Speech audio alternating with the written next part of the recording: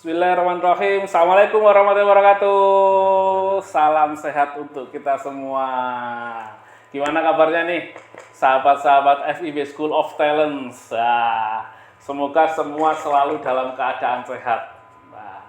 Kebetulan hari ini FIB School of Talents kedatangan tamu dari FK UB RSSA Malang.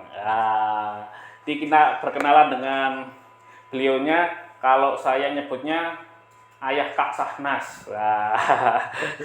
Dikenalnya Ayah Kak Sahnas. Ini juga salah satu wali murid dari FIB School of Talents yang alhamdulillah hari ini bisa memberikan pelayanan kepada kita, membantu kita untuk penyuluhan tentang kesehatan THT. Mungkin bisa berkenalan dulu Pak. Kalau saya nyebutnya kan Ayah Sahnas lah. Lebih dikenalnya itu. Oke. Silakan Terima Pak. kasih. Assalamualaikum warahmatullahi wabarakatuh. Pak Bambang, saya kalau di sini memang dipanggilnya Ayahnya Sahnas, tapi nama saya Ahmad Dian Wahyudiono. Betul, kami dari FKUB dan RSSA dari pendidikan dokter THT. Dokter THT. Program pendidikan dokter THT. Oke, siap. Alhamdulillah hari ini kan berkesempatan datang ke sini, Pak. Oke. Itu sebenarnya kegiatan penyuluhan ini memang apakah kegiatan ini memang ada kegiatan rutin yang dilakukan, Pak? Ya, jadi kami ada dua sisi. Dari segi pendidikan, kita kan memang menjalankan ada pendidikan, penelitian, dan pengabdian masyarakat. Terus kami sendiri di lingkup THT ada divisi namanya divisi THT komunitas. Jadi kami memang secara rutin memang terjun ke masyarakat langsung, selain pelayanan di rumah sakit, bisa dengan penyuluhan, bisa dengan pelayanan ke sekolah-sekolah, dengan tujuan kita sosialisasi masalah kesehatan THT, yang paling sering masalah kesehatan telinga. Wah siap, berarti nanti bisa ada kegiatan rutin nih kayaknya nih ya. Bisa ada kegiatan rutin di FIB nih sepertinya. Kalau mungkin teman-teman biar tahu nih Pak, mungkin sedikit ya tentang pentingnya kita merawat telinga dan lain-lain lah yang berhubungan dengan THT itu seperti apa sih Pak sebenarnya? Ya, mungkin kita fokuskan di telinga ya. Jadi salah satu organ indera kita yang penting itu telinga, karena telinga itu kan pintu masuk informasi yang berkaitan dengan suara. Benar. Khususnya pada anak lahir ya. Jadi pada anak lahir kita memang sudah ada screening bayi lahir, supaya jangan sampai perkembangan dia terhambat karena kita tidak tahu dia mengalami masalah pendengaran. Ya, jadi itu termasuk salah satu program kami. Kalau pada anak sekolah, kita menjaga telinga yang sudah berfungsi dengan bagus tetap sehat. Oke, siap. Cara yang paling simpel tadi, kita melihat telinga kotor kita bersihkan supaya semua informasi yang masuk terdengar dengan baik, dan harapannya berkaitan dengan pembelajaran juga bisa lebih lancar lagi. Oke, siap. Kalau tadi kan kalau remaja sekarang itu Pak, sekarang dengan adanya teknologi itu kadang kan anak-anak itu pemakaian headset. Itu kan juga sering ya. Itu sering lah. Itu apakah tips-tips khusus Pak? Jadi biar nantinya juga istilahnya indera pendengaran kita itu juga masih tetap terjaga. Karena kalau kita lihat sekarang itu anak-anak naik motor kadang pakai headset, dengarkan lagu pas waktu santai di kafe pakai headset, sebelum tidur juga pakai headset. Itukah apakah ada tips-tips khusus Pak?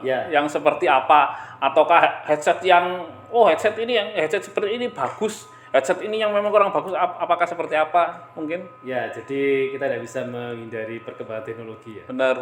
Sekarang semua pakai headset. Dulu waktu pandemi kan semua harus pakai headset, kalau sekolah bareng di rumah gitu kan pasti begitu. Nah, sebenarnya tidak ada khusus headset yang memang kita sarankan, tidak ada masalah. Cuman kita ada rule 60-60 Pak. 60-60 itu apa? 60-60 itu bahwa pemakaian headset itu diusahakan maksimal 60 menit dengan maksimal volume 60%. Itu masih dikatakan aman. Oke, siap. Jadi kalau kita menggunakannya lebih dari 1 jam dengan volume hampir mendekati 100%, itu pasti beresiko. Beresikonya apa? Di dalam telinga kita, di rumah siput itu ada sel saraf yang akan menerima suara itu. Kalau dengan paparan lebih dari 1 jam dengan kekerasan lebih dari 60%, resikonya dia mengalami capek. Oke, siap. Bukan sekarang efeknya, mungkin 5-10 tahun lagi orang masih mendengar dengan baik, dia sudah mulai berkurang. Nah, itu yang harus kita pesankan. Boleh menggunakan alat itu, tapi paling gampang patuhi aturan 60-60. 60-60. Tapi itu bukan akumulasi Bapak ya. Jadi misalkan pagi ini saya dengarkan 45 menit, nanti siang nggak masalah berarti Nggak ya. masalah. Bukan akumulasi, itu cuma memang dalam satu kali waktu kita maksimal 60 menit gitu ya. Memberi waktu istirahat. Memberi waktu istirahat Ya, dulu dan volumenya juga nggak boleh lebih dari 60%. Jadi biar tetap terjaga juga. Lah, Cara oke. kita menjaga seperti itu. Siap lah, itu kan memang juga telinga juga merupakan salah satu organ yang penting untuk kita juga. Ya, Karena kalau sudah telinga kita mungkin sudah istilahnya kualitas pendengarannya berkurang, lah itu sudah nggak bisa ditingkatkan lagi Bapak ya. ya, memang kalau ada beberapa yang berkurang, kita kalau memang itu mengganggu, kita bisa pakai alat bantu dengar. Tapi kan prinsip kesehatan itu kan mencegah. Benar. Bukan masalah mengobati. Tapi kalau kita bisa mencegah, kita cegah. Gitu. Jadi Kalau misalkan nih teman-teman sahabat-sahabat FIB School pengen merawat telinganya di rumah nih Pak, nah itu cara amannya seperti apa sih? Lah kadang ada orang tua kita dulu itu, oh jangan pakai cotton bud nanti takutnya kalau cotton budnya masuk gini ditarik sulit atau seperti apa? Ya. Atau mungkin ada waktu tertentu kapan kita membersihkan telinga, itu mungkin ada tipsnya yang sederhana. Jadi sebenarnya kotoran telinga itu produk dari tubuh kita sendiri. Jadi liang telinga itu dari kelihatan lubang di luar sampai ke gendang telinga itu sepertiga luarnya itu tempat memproduksi kotoran telinga. Fungsinya ada, satu mencegah hewan yang masuk, karena ada kotorannya. Benar. Kedua, debu semua juga terjebak di sana. Dan kotoran itu sudah disiapkan juga cara keluarnya. Dengan kita mengunyah pergerakan kulit di sana, dia akan bergeser keluar. Makanya tidak semua orang harus kita bersihkan. Tapi yang kita periksa tadi kan mungkin paling sampai 20% kan yang bermasalah. benar. Karena semuanya sudah disiapkan produksinya dan disiapkan cara keluarnya. Hanya orang tertentu yang mungkin produksinya melebihi dari kemampuan pergeseran keluarnya. Itu yang kita bantu. Atau yang tanpa sengaja membersihkan sendiri malah membuat dia terdorong masuk. Benar. Nah, sebenarnya kami tidak menyarankan membersihkan telinga sendiri. Jadi kita tidak mau berdebat dengan masalah alat. Benar. Boleh tidak cotton bud, boleh tidak besi, boleh tidak yang ada senternya. Iya. Kita tidak bicara toolnya, tapi kita bisa bicara orangnya. Yang membersihkan telinga itu satu harus melihat, tidak boleh dengan perasaan. Karena kita tidak tahu yang kita masukkan ini ke arah mana kan begitu. Iya. Itu nomor satu. Yang kedua, yang membersihkan harus orang yang terampil. Nah, kenapa harus terampil? Dia melihat, tapi kalau tidak terampil nanti keliru. Ini dikira kotoran ternyata gendang telinga. Ini dikira arahnya ke kiri ternyata dia ke kanan. Iya. Jadi kan orang mesti berdebat alatnya ini boleh enggak. Kita tidak berbicara alat itu. Yang penting personnya bisa melihat dengan betul dan terampil. Kedua itu.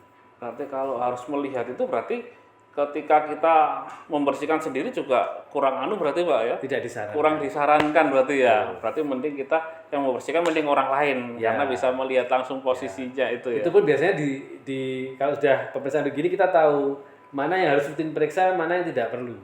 Benar. Kalau yang tadi bermasalah sebaiknya rutin. 6 bulan dicek dia aman ya sudah bisa agak panjang begitu. Tapi kalau 6 bulan dia berulang, ada beberapa pasien tuh 2 bulan 3 bulan udah penuh. Nah, itu memang harus rutin.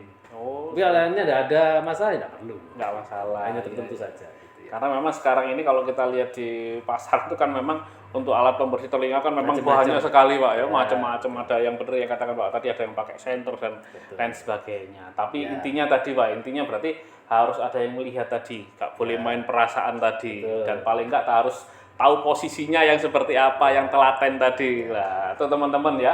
Tadi ada tips-tips khusus bagaimana cara kita merawat telinga kita, karena memang telinga itu merupakan salah satu indera yang penting juga bagi tubuh kita ke depannya.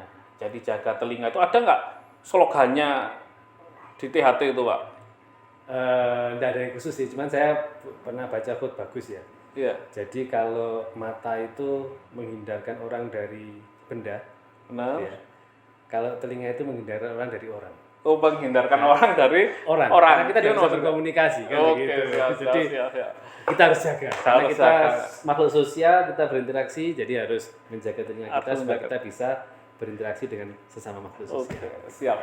siap. Terima kasih Bapak. Ya. Terima kasih juga sudah mampir ke FIP Iya, dan ya. bertemu dengan anak-anak. Nah, jadi anak-anak seperti itu. Jadi seru. paling tidak ada pengalaman lain lagi lah. Iya, Oh, kalau di sini seperti ini, wah di sini lebih seru lagi. Iya.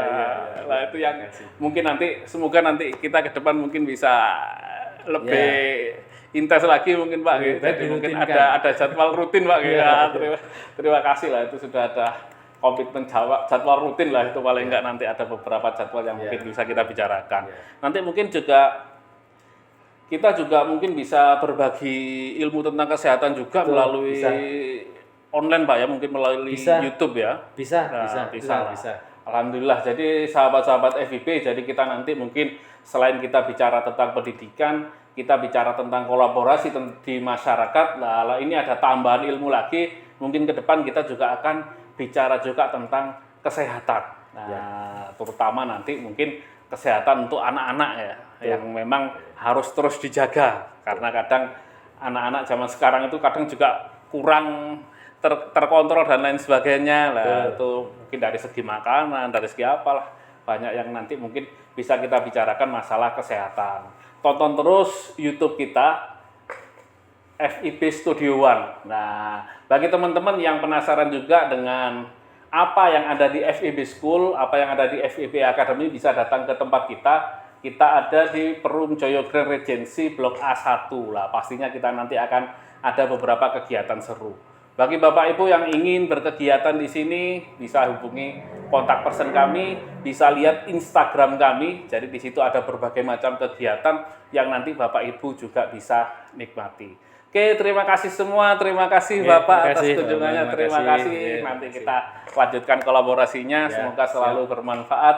Terima kasih sahabat-sahabat FIP School. Sampai ketemu pada video kita berikutnya. Semoga video kita selalu bermanfaat. Terima kasih. Saya akhiri. Wassalamualaikum warahmatullahi wabarakatuh.